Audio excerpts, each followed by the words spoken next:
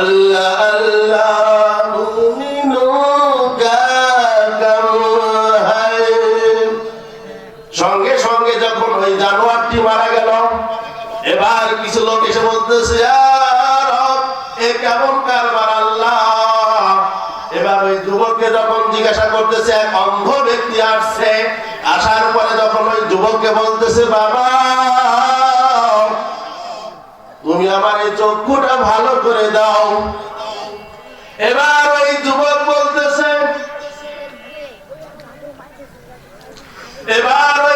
বলতেছে না না, ভালো করার মালিক আমি নই, ভালো করার মালিক ওই আল্লাহ। ভালো করার মালিক কে? অসুস্থ দেওয়ার মালিক কে? সুস্থ করার মালিক কে? আল্লাহ। এবার তখন ওই ছেলে বলতেছে আমি তোমাকে সেই রব্বের আল্লাহর নাম নিয়ে তোমাকে ভালো করতে পারি, তবে তোমাকে ঈমান আনতে হবে।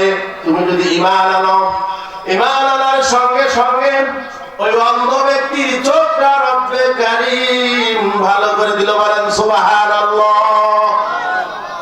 এবার সকল লোক, অন্ধকার যুগের লোক, জাহেলি যুগের লোক ওই ছেলের অলৌকিক ঘটনা দেখে তারা মুসলমান হয়ে যাচ্ছে দলে দলে। বলেন সুবহানাল্লাহ। এবার বাদশা খেপে গেছে, এই ছেলেকে আর রাখা যাবে না।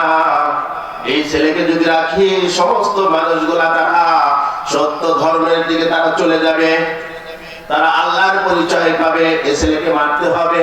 ওই ছেলেকে মারার জন্য এবার কিছু লোক তখন চেক করে দিল পাহাড়ের চূড়ায় যে তাকে মারবে। যারা তাকে মারার জন্য পাহাড়ের চূড়ায় নিয়ে গেছে, আল্লাহর কি কুদরত।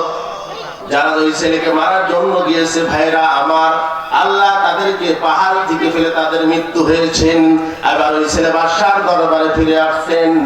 আসার পরে বাদশা থেকে আবারও ফিরে আসছে। এবার বাদশা বলছে একে এবার সমুদ্রে নিতে হবে, সাগরে নিতে হবে। এবার সমুদ্রে যখন নিয়েছে, যারা সমুদ্রে গিয়েছে জাহাজে করে ডুবানোর জন্য, আমার ভাইরা আমার বাবাজিরা আমার মা বোনেরা খেয়াল করে শোনেন। এবার ওই লোকগুলো তারা সমুদ্রের তল দেশে ডুবে গেছে। ওই ছেলে আবার বাদশার দরবারে ফিরে এসেছেন। এবার বাদশা রাগান্বিত হয়েছেন। এবার বাদশাকে ডাক দিয়ে বলে ও বাদশা, তুমি আমাকে এভাবে মারতে পারবা না। তোমার যত দলবল আছে, সৈন্য আছে, সব শেষ হয়ে যাবে, কিন্তু আমার মরণ হবে না।